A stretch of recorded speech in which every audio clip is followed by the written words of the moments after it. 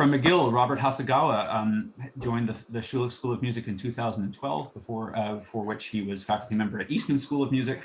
He completed his PhD at Harvard University, and his scholarly interests include the music of György Ligeti, French spectralist composers such as Gérard Griset and Tristan Murail. He likes to research transformational theory and the history of music theory, and he is also co-director of ACTOR and leader of several of its working groups.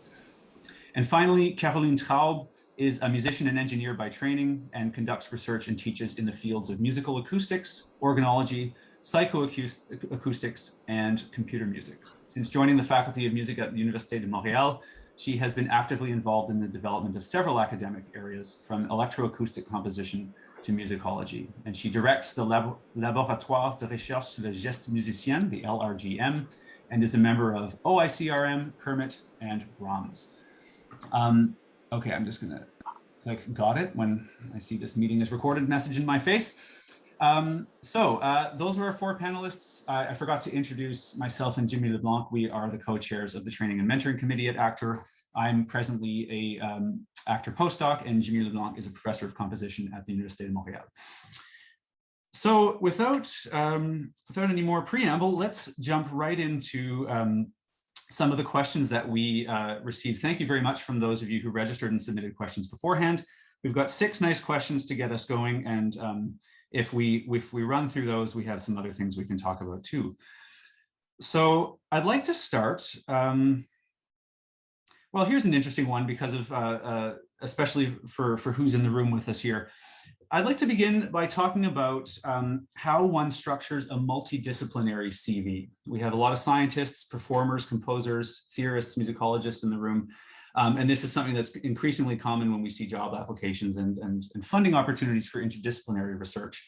So the question here is how to structure the multidisciplinary CV with a double background, science and music performance. But I think we can generalize to any sort of interdisciplinary identity here.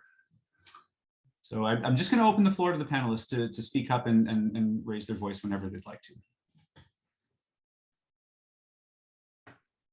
I'll jump in, Ben. I'm not so familiar with the performance CV expectations, but I've seen a lot of CVs from composers who also do research of some kind. And I think it's probably worthwhile to think about having separate CVs for your compositional engagements, things like Arts Council grants, things like propositions to ensembles or soloists, and your academic side. It might have a lot of the same information ultimately, but I suspect the ordering could be different. Academic CVs tend to lead with education, publications, etc. Composition CVs tend to lead with commissions and performances. So I think often you might think about some modularity, being able to reorder parts of your CV for different types of positions. Right, I was going to follow up with a question about modularity. Yeah, Lindsey, did you have anything to add?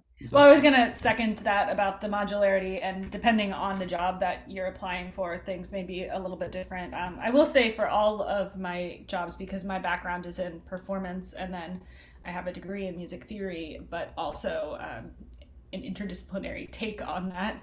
So I have a performance section still on my CV, and it is just sort of towards the back. So I follow the Professor is in Karen Kalski ordering of different items, and then there are performances, and they're there before.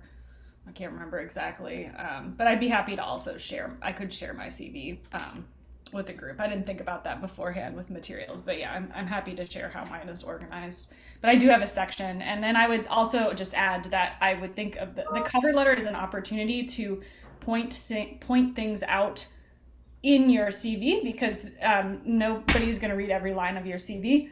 So if the job is calling for performance or composition, then you can draw their attention to what you think are the most relevant bits of that in the cover letter as well.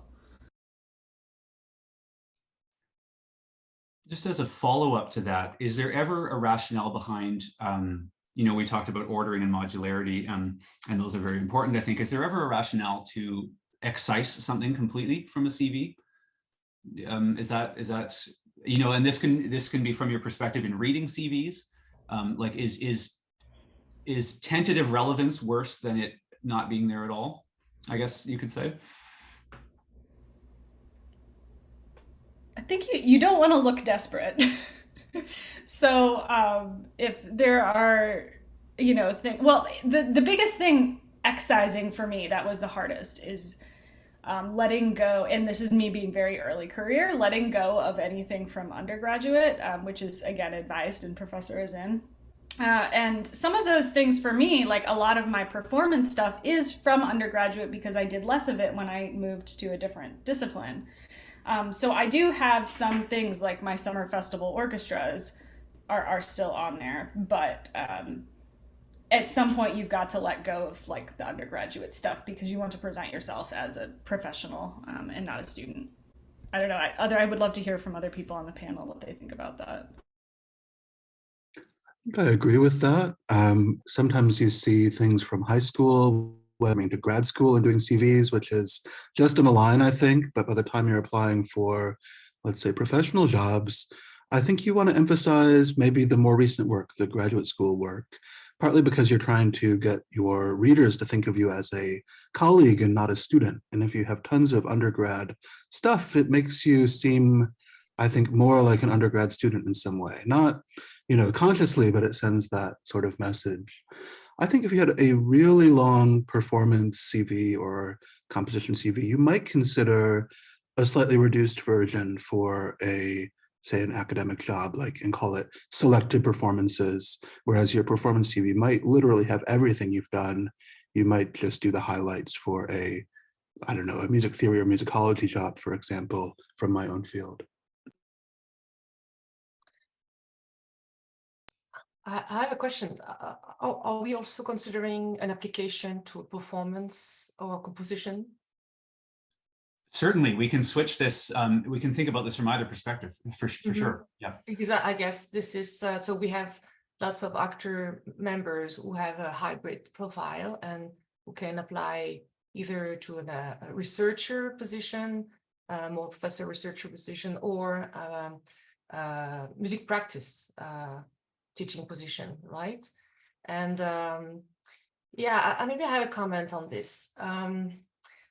I believe that the type of hybrid profiles that we have among our students and recent graduates is an amazing asset, an amazing addition to and a richness to any academic institution. And but I have to say that I have the feeling that some institutions don't see yet the full potential of these hybrid profiles. And so I would organize a CV and formulate the presentation letter in accordance with the specific institutions you're applying for, and you should do some research in advance, contact people in the department to find out what's the position of the institution about interdisciplinarity. So because the thing is that if you apply for a composition position or performance position, and if you put forward too much of the research you've done, you might be labeled very quickly as just a researcher. It's as if your accomplishment as a researcher would mask all the great profile you have on the performance practice side. So you have to be very, very. I mean, I don't want to to say anything negative about being interdisciplinary, right? I mean, we all believe here it's a very, very important asset, but we have to be realistic about the fact that institutions are slowly evolving, and especially in the musical practice side, I have to say, whether it's in North America or in Europe. So yeah, so if you know that the institution is quite conservative, you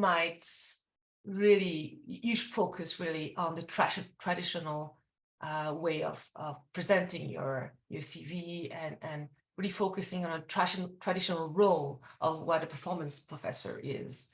And of course, you can mention the other things you're doing.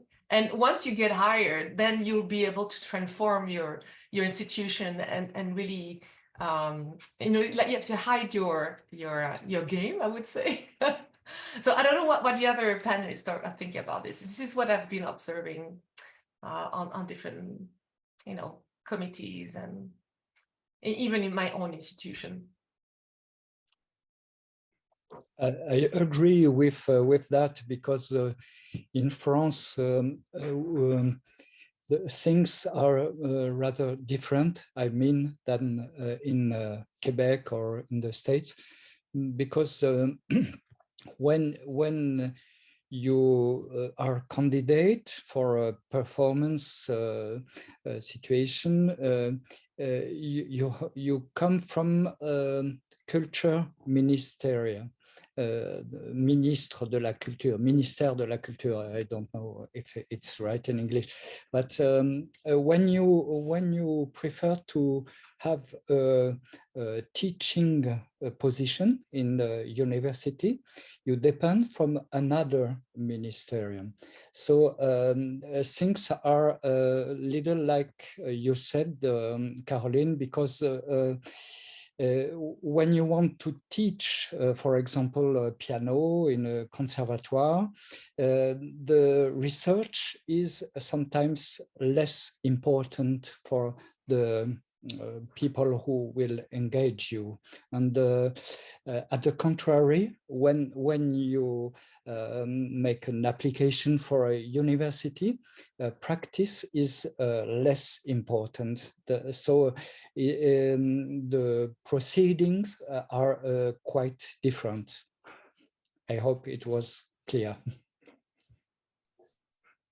Yeah, absolutely. I think that plays back to the importance of ordering and sort of modularity in your materials and knowing what to foreground, I think. Yeah, and doing the research for, like Caroline said, doing the research for where you're applying and seeing what they choose to foreground in their own kind of outward presentation, I guess. This is a good, some of the things that have been said just recently are a good bridge to another question, and that has to do with, well, I'll just read the question verbatim, and I think the bridge will become evident. The question is, other than linking to a website or a portfolio, where or how should creative or interdisciplinary work get shown? You know, we have very clear ideas about how publications, you know, the typical journal article or what have you, sits on a CV, but creative work, especially for performers, I think, is something that maybe isn't as evident how that can be highlighted on a CV. I'm wondering if anyone wishes to address that.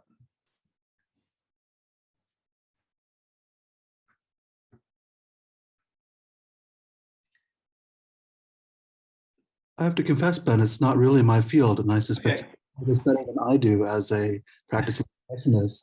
I feel like for a performer or a composer, those concerts, recordings, etc., are very much like the publications that an academic researcher might have.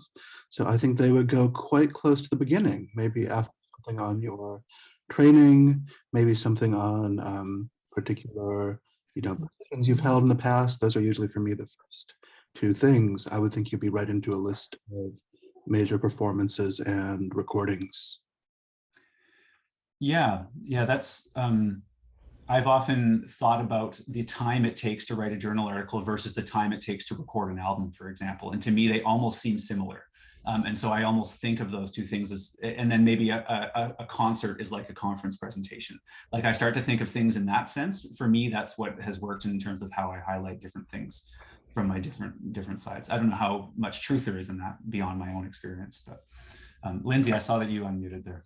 Well, I think that, and I'm actually working with, I have two kind of like interns right now, and we're working on job materials, and they're both performance majors. And so the way we're thinking of it is essentially you have your teaching, your research, and your service as part of any tenure track, at least, job. And so your research, if you are a performer, is your performance. So I would just put that where the research is. Obviously, if you also have publications, those go in there too. But you know, listing any professional ensembles that you're working with. This is another thing when back to the undergrad line, any ensembles, or actually even grad school, any ensembles that are your school. Like I played in the University of Texas Wind Ensemble and the Symphony Orchestra. But I've been told by a couple of different people, like you don't list every school ensemble that you've been in. And people may have differing opinions on that, so I don't want to say like I'm the be all end all. But I think it's a given. If you are a performance person and you did performance, that you played in that ensemble. Now, I mean, maybe if you were a computer science major or you were a music theory major and you played in the school ensemble, maybe that's worth putting on there. It kind of depends on the context. But yeah, in general, like professional gigs, professional orchestras, and going back and just saying again, the idea of having, I kind of lost my thought, of having selected performances.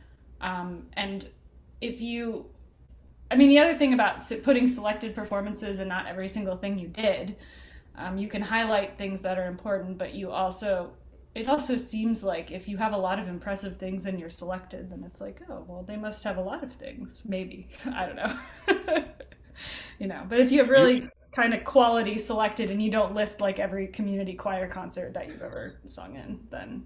I was just going to joke that you put the whole thing, you put your whole list in and then you just add selected at the top to it. This is only a fraction of, you know, yeah, exactly. I think I agree broadly, Lindsay. I think that some people leaving a DMA, for example, or a DMUS may have largely ensembles related to that university. If that was the case, I would say you might consider listing them, say MG Symphony Orchestra, McGill Symphony Orchestra, 2020 through 2024, but maybe not listing every concert of those. I think it would still be useful. And I think you sometimes have to play these things by ear too. At a certain point, professional engagements start crowding out all the university ones, and then you know, but until that point, it might be worth keeping them on board in a, you know, kind of a succinct form, maybe just the years, not every concert, but at least indicating the activity. Another thing that's been important to me is stressing as a performer which premieres I've been involved in, because then what you're doing is you're situating yourself in part of the research creation process, which you are very much an important part of as a premiering performer. And that's another way to highlight the research component of your performance. That wasn't something I really realized was a thing until I came to McGill and was told that it was a thing. But highlighting one's premieres as a performer, in addition, you know, it's self-evident, I think, for composers to do this, but for performers too. Okay, why don't we move on to another question then? Here's one that concerns probably all of us who are busy with our research and our performing and our artistry. How should I convey research work? And I would extend this to very broadly considering research here. How should I convey research work that has not been completed or published? And we can think of any type of research work that, that might fall under this. How, maybe, and where should I convey it? That's another thing to think about. And I'll just jump in because this was my question. A lot of this is especially relevant these past couple of years, just because all sorts of work got delayed by, you know, 2 or 3 years. And so it just seems like there's this giant black hole in the middle of your timeline. And yeah, that's where the question came from. Great, thanks, Yuval. It's an interesting one. My take on this is that you're always allowed to mention work which is accepted, and that's sometimes called forthcoming or in press. I think those are basically interchangeable in my mind. It means it's been submitted to a journal and accepted by that journal for print. I usually think that you are allowed to have maybe 1 or 2 things that are listed as under review, and that sort of implies that, well, it does imply that you have submitted it somewhere, but it's not actually agreed on yet. It's, you know, it hasn't been accepted there. I would shy away from the in preparation. Maybe you get 1 of those. My sense is that those categories can be used, but they should be pretty limited. I guess under review is fine. You can do under review for as many things as you literally have under review. They have to be submitted. They have to be being looked at. It's the in preparation one I'd be very careful with, because it looks odd to have lots of things in preparation. It's very vague. It doesn't really mean much of anything, which is why I think it doesn't count for much on a CV.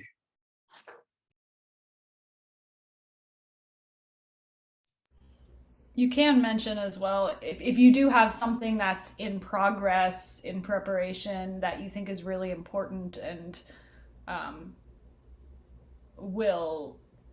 that job will like that, then you can mention it in the CV. I mean, sorry, in your cover letter as a current project, depending on how your cover letter is structured. But that's also a possibility. But not too many things. Again, just like maybe one main thing.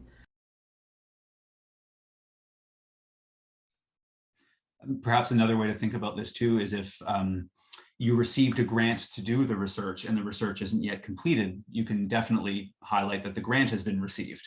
And that kind of shows that something is in progress, but is just that, is in progress.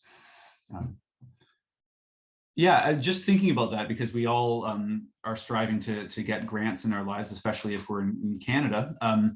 Where should that go on a CV, and how should that be played up in a cover letter, in your opinions?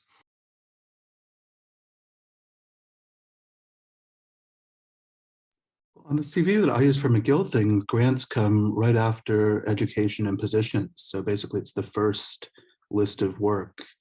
I think that might be very Canadian. I think that might also be something for once you are in the job. Before that, I had publications after that. But I would say either before publications or right afterward. It's pretty significant. What I like about putting the grants there is that it shows you're involved in projects, and kind of like as Lindsey says, it shows me that you're doing this large scale thing even before the publication is out or any published results are out. You can say, I have this project I'm working on with X and X with these people, and that's shown very well by those. I have mine is right after my publications. So it's like education, positions, publications, grants. Okay, so fairly high up there. Okay, so I've been asking. I've got one more question from the pre-submitted questions, but if anything is occurring to any of you in real time here, feel free to drop it in the chat or to just raise your hand, or even I don't mind if you see a moment to jump in after we're kind of fizzling out the previous question. So don't hesitate to raise your voice with questions. Okay, Caroline, you were talking about preprints. Can you perhaps bring up what you mean here for the group? Yeah. So in relation to the question, so how can you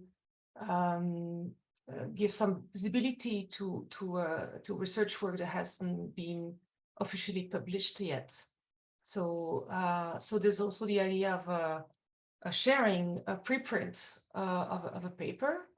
And it's more and more common now. So the idea is to share a draft of your it's a complete paper, but it's not published yet, and you share it on a server. So there are lots of dedicated servers to share preprints, and this allows you to get feedback from your peers.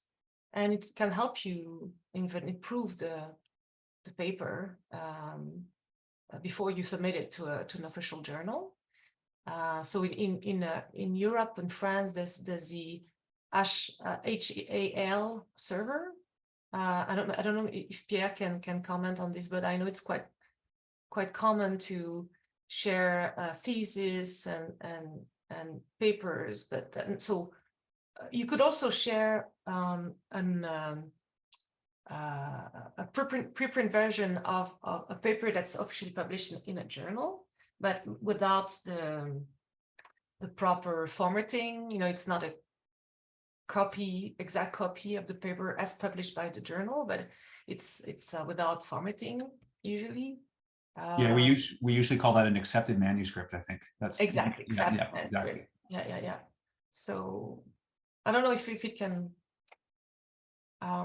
if it answers. I mean, it gives another option for unpublished work. Yeah, I confess I haven't personally seen that on a CV, but it seems like it's a valid step, but not quite submitted, but more than in preparation, I guess. Yeah. So I don't know if it's customary to. I don't know what my colleagues think about this. So clearly, there's this habits now of sharing publications as preprints, but is it customary to list that in a CV? That I'm not sure. Typically, though, aren't they usually preprints you have submitted them? Mm-hmm. So they may just be listed, submitted, but then you might also include a link to the preprint. I haven't done it personally on my CV, but I think that would make sense. Mm-hmm. I can say in France, you can put the indication has been accepted, for example, or will be soon published. But I don't think this sharing is well accepted from my point of view. But I'm not sure everywhere of that. I know it's very common in math, for example, and some of the hard sciences to put these things up right away. And I see it less in music theory, musicology, honestly, because I think we're so entrenched in the peer review journal system that that's what everyone's looking for. But in other fields, it is significant. I guess I would say if it's under review, I would still call it under review or submitted. Again, I think those mean the same thing on the CV itself. But having a link to it could be nice. It could allow you to sneak in another sample of your work in a sense. If someone is interested in seeing it, that could be a plus, I think. I see this question in the chat from Olivier. I think to me, and I'd be curious what other people think too, to me, I would say you could do this for, again, one or two things. I wouldn't overdo it. It's always a little odd looking to see lots of ongoing work or work in progress, whereas I feel a CV is mostly about work that is done in some sense, projects that are completed, at least submitted, if not published. But I think I feel like you have flexibility to have one or two things like that. And if it was a major thing, like a book manuscript, I think that could be good to mention, because often if you're writing a book, you aren't writing lots of articles. And in that case, it does seem quite valuable to let people know, I'm not writing lots of articles, but I have a book manuscript that I'm planning to submit X place. You might even say, this manuscript is destined for this purpose. This manuscript will be submitted in 2024 to, I don't know, to McGill University Press, something like that. Maybe I can add some precision regarding the question I put in the chat. Basically, my background is biomedical engineering. So I'm pretty sure I will be the only one today. So I do a lot of collaboration with different kind of field, acoustic people, also in audiology, people in musicology, and I work on several thematics. And basically, when I have unpublished manuscript, I put them in an ongoing manuscript section on my resume. And I also indicated if it is in preparation or under review.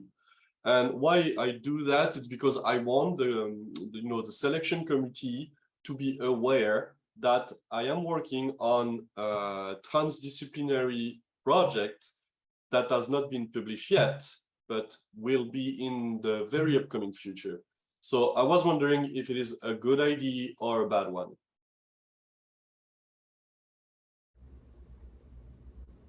Yeah, I mean, I would just reiterate what Bob said, in that having too many of the in process there, it can look like you're just trying to pad your publication lists, because maybe there's not enough publications, or even if there are, it might just still kind of come across as padding. If you want the committee to know that you are working on transdisciplinary projects, again, I would say the cover letter is the place to highlight that rather than the CV, because they are going to be I mean, and many of the others, everyone else on the panel has actually probably been on selection committees where I haven't, but I have always operated under the principle that they're going to be going through these CVs, at least in the initial rounds, very quickly and formulating first impressions and not reading every line. So if anything could even be interpreted as sort of filler, it could be a turnoff, and I would want to avoid that.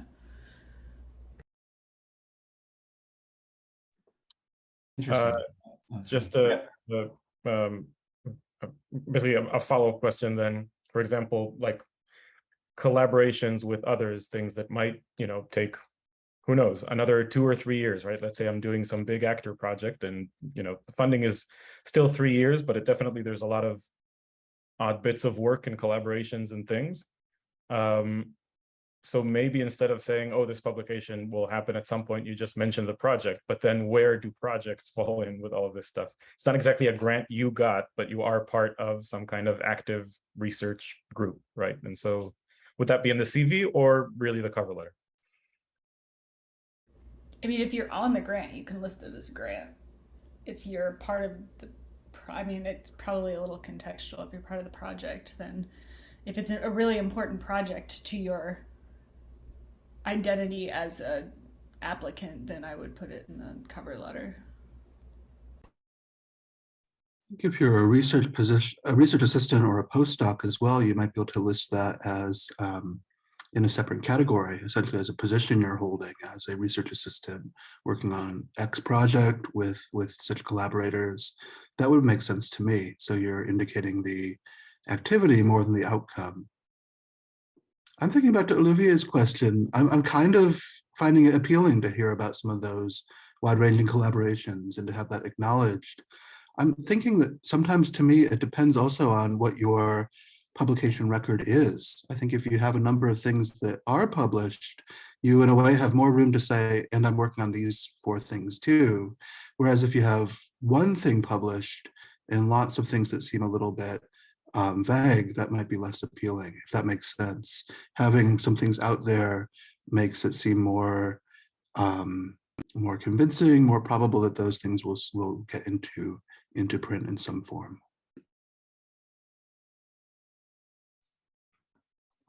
Well, thanks for this precision, Robert. In my case, by the way, I have 12 journal articles and 12 conference publications, and my ongoing manuscript, I have listed 6. Yeah, to me, that seems quite reasonable. I have sometimes seen these things where someone has one conference presentation and then it lists 6 articles in preparation.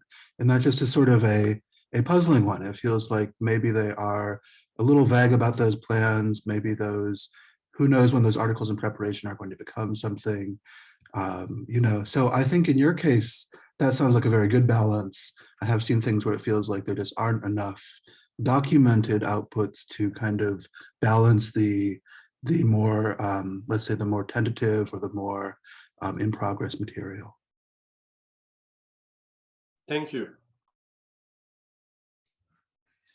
Thanks. Okay, well, I think we can move on to another very important question, especially given our panelists' experience both writing these materials and evaluating them, and that has to do with the formatting and appearance of these materials, especially the CV, I suppose. There might be a temptation to go overtly simplistic with these or go overtly fancy.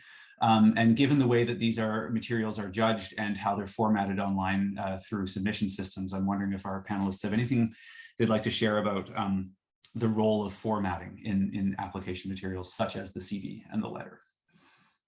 Because in a lot of cases, it's not explicit in job descriptions.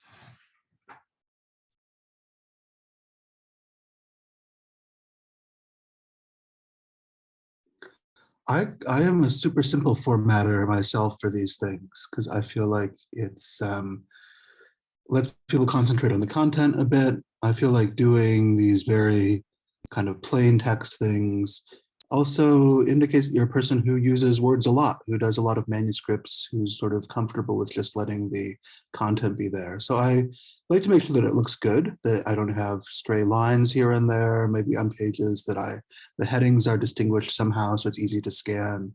But I don't to go too overboard with borders or shading or anything like that. And I use very plain fonts as well, usually. So my sense is that sort of less is more with formatting. That's kind of an aesthetic question as much as a professional one, I guess.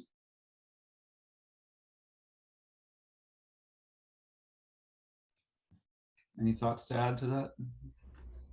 I mean, I always think I agree, simple is good. I always think also, again, with people going through lots of them, processing fluency. So the easier, there is a lot of research on the easier it is for us to process information, the more likely we are to like that information, which is a psychological thing. But if someone is having a hard time reading your font, then they're not going to be putting in the extra effort, and it may bias them. So readability is just really key, I think.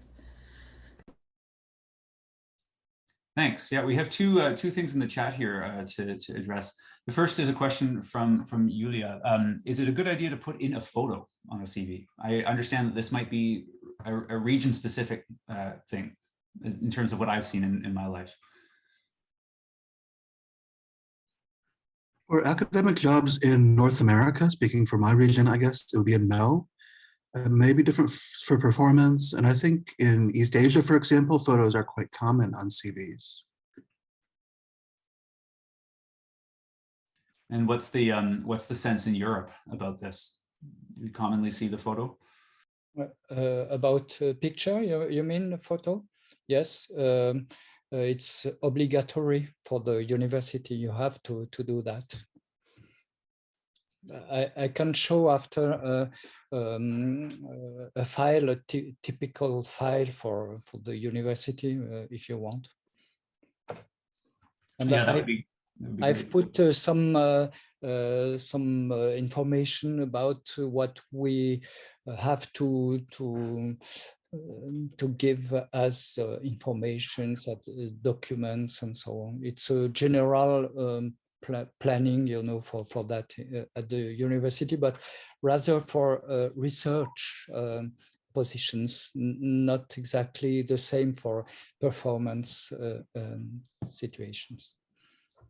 Yeah, thank you so much for that, Pierre. I'm seeing that in the chat here. Is this the order that you've put it in? Is that important, or is this merely a list that needs to be? No, it can change a little. I have another one. I can send another one. I took several examples. I can put it in the chat if you want, because I'm sorry, I don't speak very quickly in English, so it's practical for me to do that. We can also, if you'd like to pass them to us, we can distribute them to the attendees as well afterwards. That's another possibility. Yeah. Yes. Oh, I see. Okay, here. There, another one. You see, it's quite different in this. Everyone can do another order of the informations, documents, and so on. But what's important is to understand what's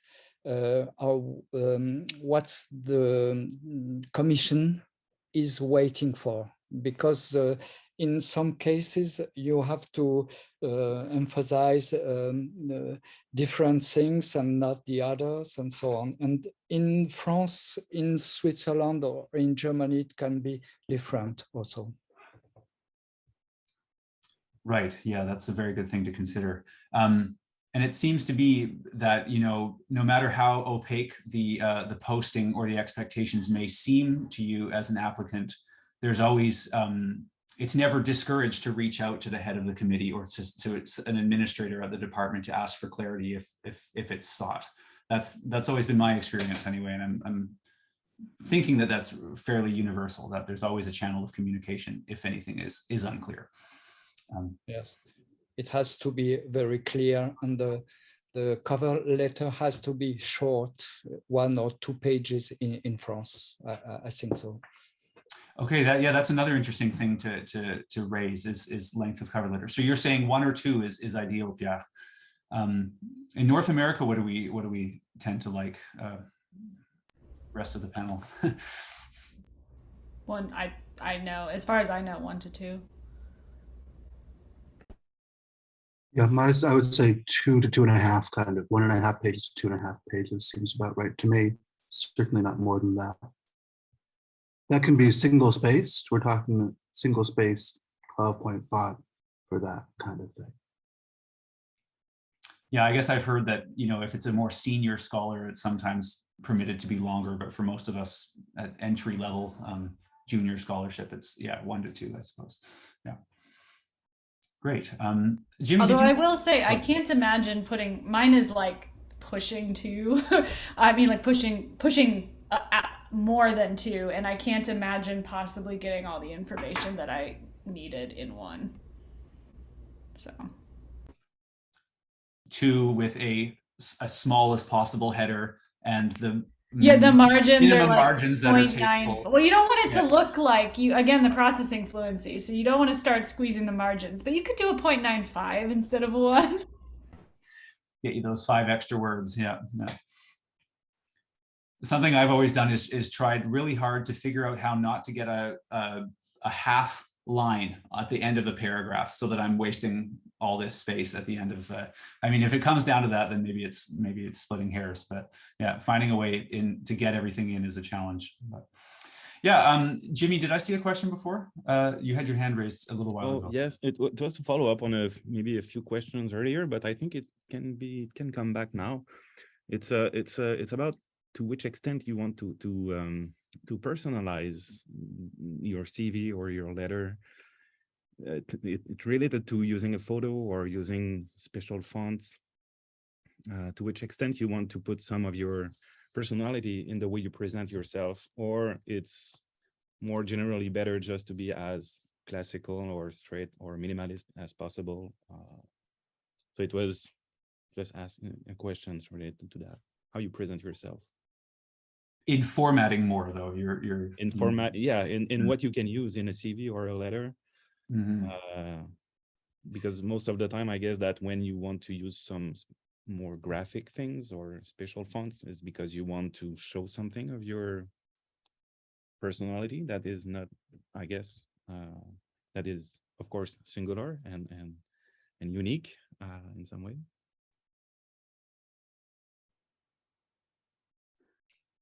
I think for academic stuff, I'm still of the less is more persuasion here, that it should be simple.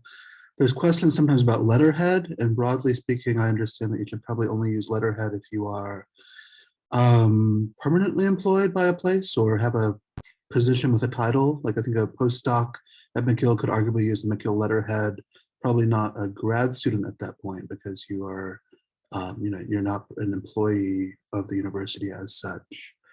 I think Pierre Michel's comment in the chat is exactly right, that where you might personalize, I'm thinking sort of adapt for the particular opportunity, is exactly in that area, showing that you are a good fit with that place, that you've taken a little bit of time to look at that place, to know what kind of school it is or what kind of research institute it is.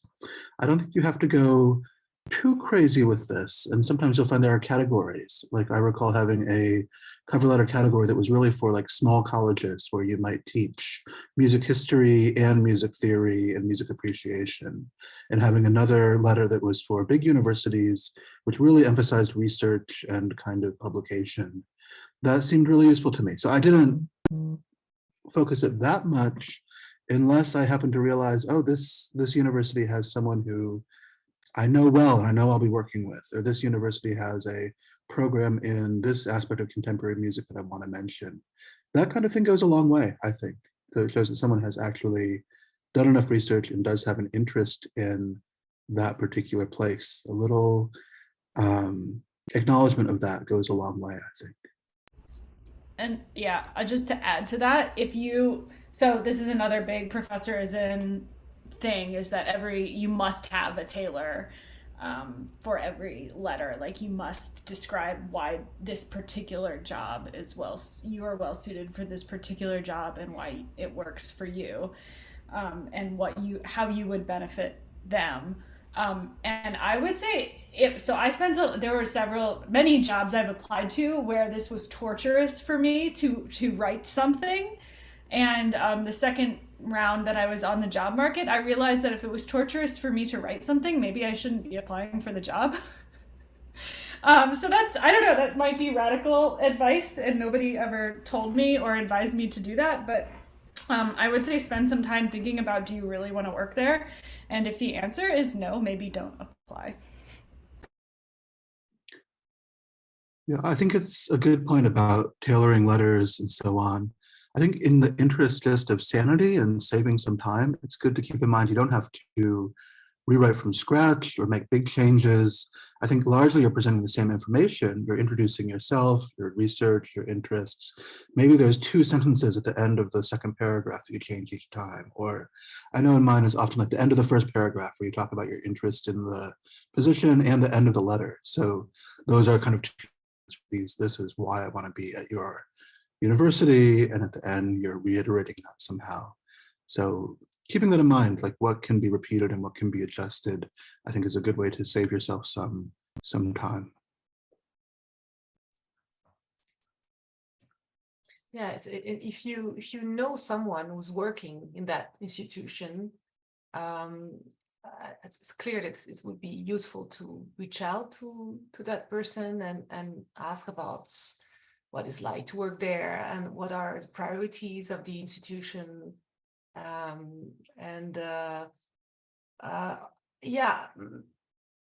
Maybe an important aspect to take into account is that you should make sure that this person is not on the committee. I don't know what the other panelists think about this, but it would be awkward. You don't want to intervene with the process, and so yeah. So this on an application announcement, there's usually a person you can reach out to get information, general information.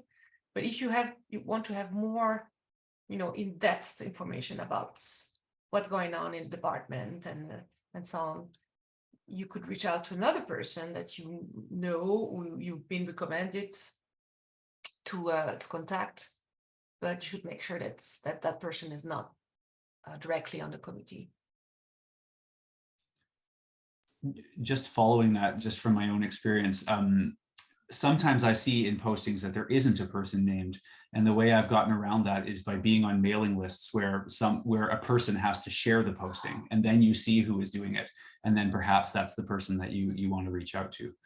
So for example, in our field, if you're on the SMT announced list, you'll always see the name of the person sharing it, and they're the ones posting the email. And so then you have their address and you can go to them. And usually they're on the search committee, but sometimes it's not explicit in the actual posting.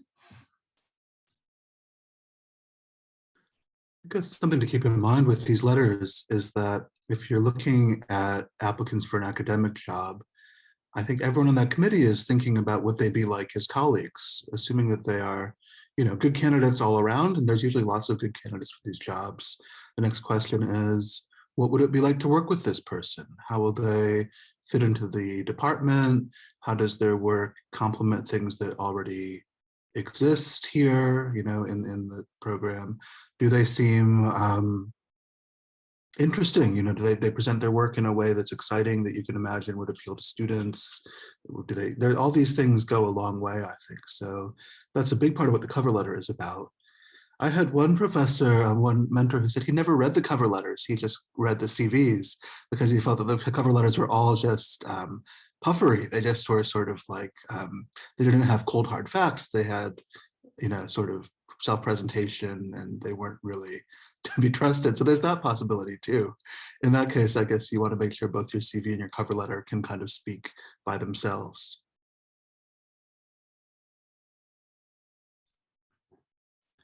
Yeah, and I agree it's important to talk about the institutions itself and if you don't have access to someone who's working there, you should go through the website and understand exactly how it's organized, how many faculty members, or is the work distributed? So what are the program? You can look at the programs, the type of courses and seminars that are offered, and you can really see how you can fit in, and you can give very precise information about what could be your contribution, how you complete the expertise already present in the institution. And another thing also is that sometimes there are some institutions who would expect a teaching statement, which is separate from the presentation letter. I mean, you could include the teaching statement in the presentation letter, but sometimes it's a very separate document, and it could attract attention to that aspect of your application. You know, if it could be a page long, and it's where you really develop your philosophy, and especially if you have already taught, if you have some teaching experience, you can really talk about how you approach, what's your style of teaching, what are the different course materials you're comfortable with, and that you are eager to develop, and yeah. So right, and I suppose when these aren't explicitly asked for, you can offer them at the end of your cover letter as well, if they're so desired. Yeah. mm-hmm. I agree with Caroline, because some people give many details about their activities in one conservatory or a university, and it helps people of the committee to understand how long they teach and so on.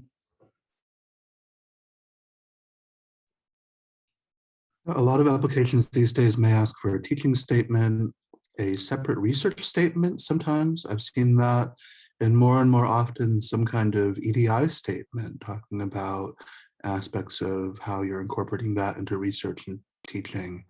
So arguably all three of those things would often be part of a cover letter. At the very least, research and teaching always go into that for, I don't know, for my kind of posts, at least for academic posts. But sometimes you may be asked to pull those things out and make kind of a one-page document, which means that they'd be just glossed, I think, in the cover letter, or maybe you'd refer to the teaching statement for more details. Yeah, it depends on the type of application also. Are you applying to an undergraduate college? And in that case, that the teaching statement is maybe the most important part of your presentation letter. And if it's a good large research-based university, then it would be the research statement that has to be put forward. I think I would only do these as separate documents if they're requested, though. That would be my take. Yeah. Otherwise, just put them in the cover letter in some shorter form. Mm-hmm. Mm-hmm. I've seen a handful where teaching and diversity they kind of describe some sort of unique statement you have to do, and it ends up being some sort of combination of teaching and diversity. But essentially it would have a teaching, a research, and a diversity prepared and ready to go, but also be prepared to like create melds if they ask for a strange combination one.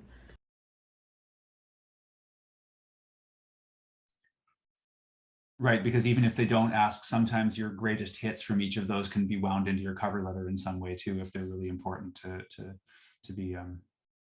be heard in that letter. Yeah, and I think a lot of places will specifically say, like, mention in your cover, if they don't ask for a diversity statement, this was for Arizona State, they said, incorporate in your cover letter something about dealing with diversity in the 21st century classroom.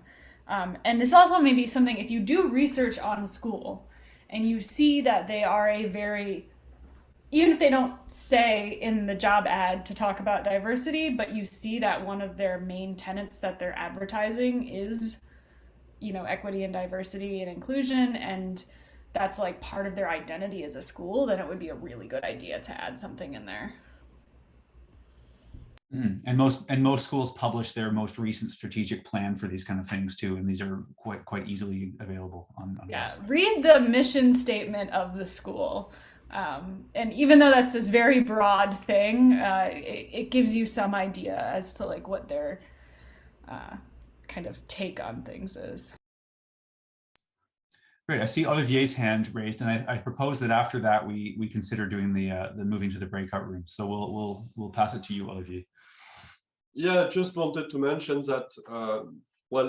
As I said, I'm looking for a faculty position at major university in Canada, and for those who want to do the same, basically in your application package, the gold standard now, you have to include a research statement, a teaching statement, and also an EDI statement. So I mean, almost all major universities want that. McGill, UBC, UToronto, Dalhousie University, McMaster, they all want that. Yeah, and if they don't ask for it in the first round, they'll ask for it in the second round. So it's good to have no, if you don't bring that in the first round, they will discard your application, basically, because your application will be considered as not being completed. So that's very important to carefully read what you have to provide and to be sure that everything is included. So you're saying, Olivier, that they might expect the teaching statement and research statement, even if they're not explicitly mentioning it in the application? It will be mentioned. It will mention. It will be mentioned, and they are both important, in fact. For years, the research statement was more important than the teaching statement, but it has drastically changed. Now they are putting more effort to also consider researchers who are also good teachers, which can be a pain in the ass because, well, let's be honest, when you are a postdoc or even a PhD researcher, most of the time you don't have a lot of time to, teach a lot. And when they are like, okay, can you give us some proof that you have a good evaluation by students? Well, it can be quite difficult. Yeah, and maybe another aspect which is related to teaching is the public outreach, which has become more and more important now in academia, I guess. I mean, certainly in Canada, but I believe in Europe as well. So yeah, researchers now are expected to be able to make the research results available to a larger public. ACTOR is about that, right? It's also about that. It's about doing research, but also allowing the biggest audience to have access to that research. So I guess you could mention that also in your statement and explain how we can. I don't know, because sometimes for a long time it was not very valued. If you write popular, I should say vulgarisation scientifique, popular science article. Is that so? For years it was not valued at all, but I have the feeling that it's changing now. Yeah, well, to piggyback on that, what outreach becomes, so you could, depending on what you're doing for outreach, you can frame that as teaching experience. You can also, it's very important for diversity because it's a question of access, right? So, and not only is it like access of what you're finding to the public, but often depending on where you live or what you do, you might be bringing that to specifically diverse communities. So you can talk about, if what you're doing and giving a talk in some high school, and the high school is like, I mean, I guess this is more of a US thing, but it might be like a Hispanic serving area or something like that, then you can talk about that and then tie it into like race or gender or something like that. I mean, I talk in my diversity statement about doing research at a public science museum and like being in the position of presenting as a researcher who is female and like helping normalize that image for people. So you can take the outreach stuff and use it both for diversity and teaching. Sorry, I know we need to move to breakout rooms, but that was sort of a revelation for me when I realized I could do that. Yeah, no, this is all very valuable. Thanks to all of you so far. Yes, on that note, I think we're about ready to move to breakout rooms.